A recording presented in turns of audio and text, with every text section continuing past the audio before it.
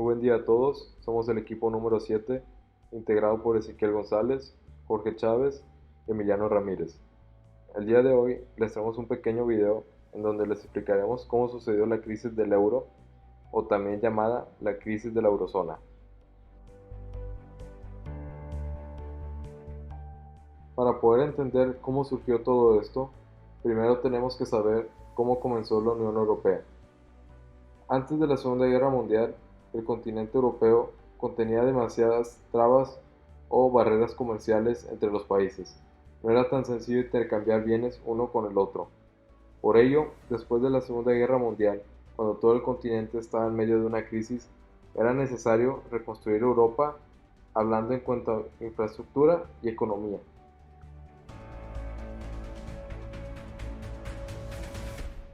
Para poder lograr todo lo anterior, era necesario crear una organización para poder fomentar la paz y la ayuda entre los países. En el año 1951, Italia, Alemania, Francia, Luxemburgo y los Países Bajos crearon la Comunidad Europea del Carbón y del Acero.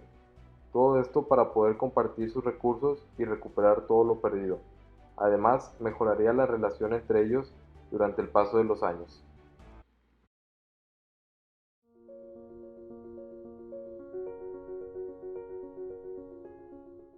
En el año 1993 se firmó el Tratado de Maastricht, donde esta organización sería oficialmente llamada la Unión Europea. Todo esto con la finalidad de unir a las naciones y se asentaran las bases normativas para los estados de la Unión. El tratado tenía criterios a cumplir, tales como el índice de inflación no debe superar los 1.5 puntos porcentuales promedios de los tres primeros países. Las tasas cambiarias deben permanecer dentro de las bandas EMS durante 2 años. Las tasas nominales de interés no deben superar el de los tres países con mejores resultados.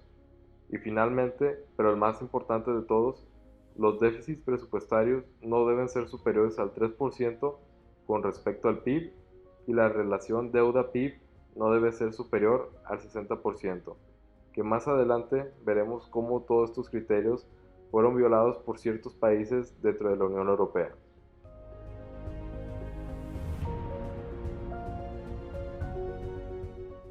Después de la Unión Europea, todavía existía un gran obstáculo. Este era las diferentes monedas.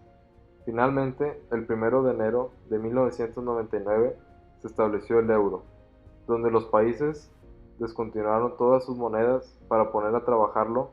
Sin embargo, también descontinuaron sus políticas monetarias, dando todo el control al Banco Central Europeo. Ahora toda la eurozona tendría una sola política monetaria, pero un gran problema era que todavía existían políticas fiscales diferentes en cada país.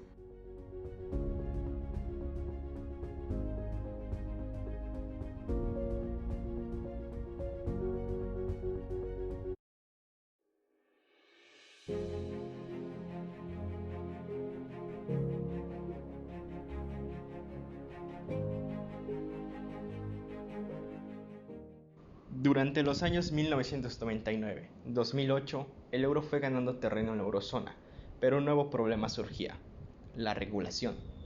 Países como España, Portugal, Italia, Irlanda y Grecia fueron víctimas de malas políticas fiscales que fueron pasadas de alto por la Unión Europea, que terminarían por aumentar la deuda pública de estos a niveles altísimos.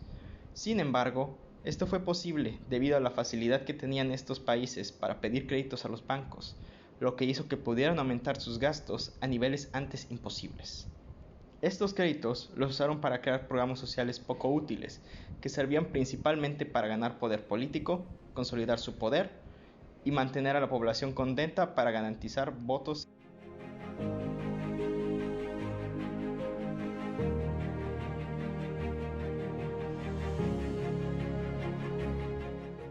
De la deuda pública durante los periodos comprendidos de 2000 a 2008 vieron aumentos súbitos principalmente en España, que pasó de 59.7% a 83.3%, Portugal de 48.5% a 93.3%, Irlanda de 37.8% a 94.9%. Grecia de un insostenible 103.4% a 144.9%, y en Italia de 109.4% a 118.4%. Todos estos problemas de deuda pública, junto al rápido incremento de la deuda privada, ocasionado por la crisis de las hipotecas subprime, eventualmente terminaría por estallar en los años 2009 a 2012.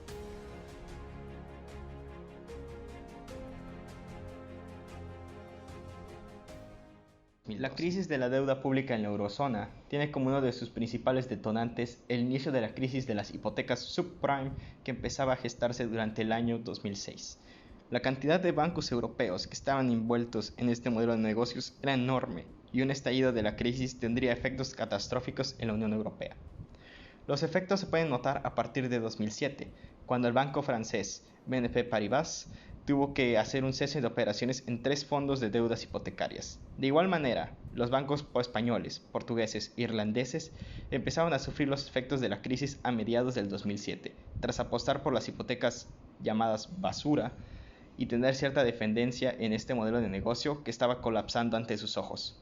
Sin embargo, los bancos de estos países decidieron permanecer firmes con su modelo, quedándose hasta el último momento para exprimir tan fructífero negocio y salir justo antes de que explotara.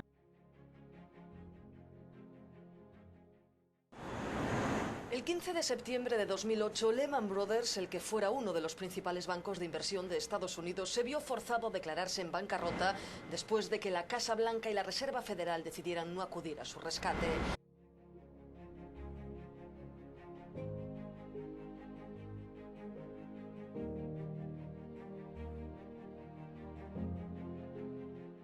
Quiebra de la compañía de servicios financieros Lehman Brothers el 15 de septiembre de 2008 es comúnmente referido como el factor detonante y el pique de la Gran Recesión, que causaría el colapso de los mercados internacionales y el fin de la viabilidad de las hipotecas basura. Los efectos en Europa, tras la quiebra de Lehman Brothers, no se hicieron esperar, ya que los bancos europeos que habían apostado por este modelo se veían envueltos por una problemática que los llevaría a su eventual quiebra si no se tomaban las medidas necesarias. Esto los vio obligados a pedir un rescate financiero a la Comisión Europea para poder seguir continuando sus operaciones y no llevarlos a la quiebra. Es decir, la insolvencia de poder pagar créditos hipotecarios creció a tal punto entre 2008 y 2009 que es uno de los factores más importantes al momento de estudiar la crisis de la eurozona, ya que esto causó un súbito aumento en la eurozona durante los años 2009 a 2012.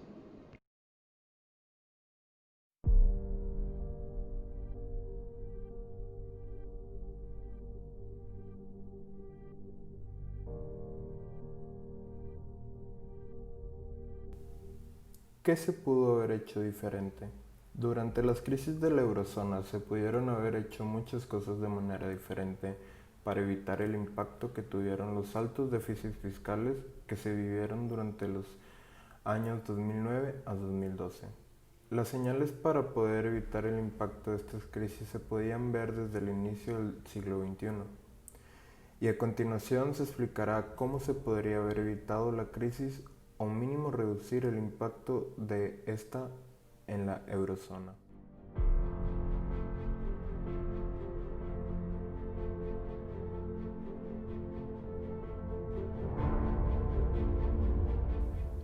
La enorme cantidad de deuda privada que contrajeron los países europeos durante los periodos comprendidos entre 2006 y 2010 fue enorme y causó estragos en la economía de estos países. Sin embargo, esto se podría haber minimizado si simplemente no se caía en la trampa de las hipotecas subprime.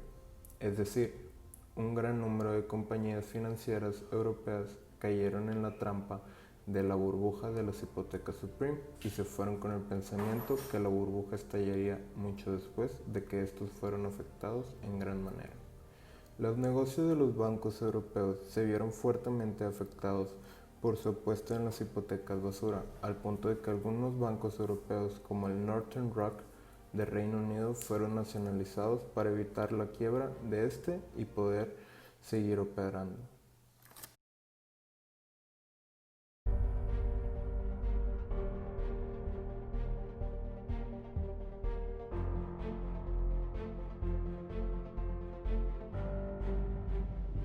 Los momentos más críticos de las crisis fueron ocasionados principalmente por la falta de comunicación que tuvieron los países europeos afectados con la Unión Europea y la FMI.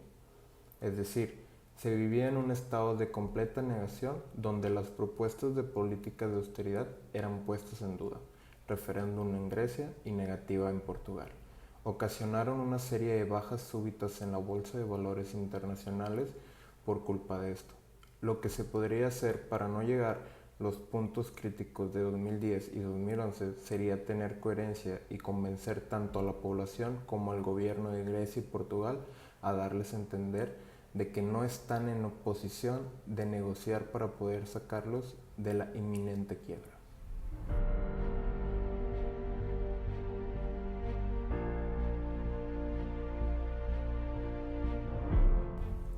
El gasto innecesario llevó a un aumento de la deuda pública en muchos países europeos, pero los peores posicionados eran Italia, Portugal, Irlanda, España y Grecia, lo que nos da a entender que los malos manejos de los recursos y la mala implementación de programas sociales llevaron a un crecimiento exponencial de la deuda que los terminaría por llevar a casi la quiebra durante el año 2010.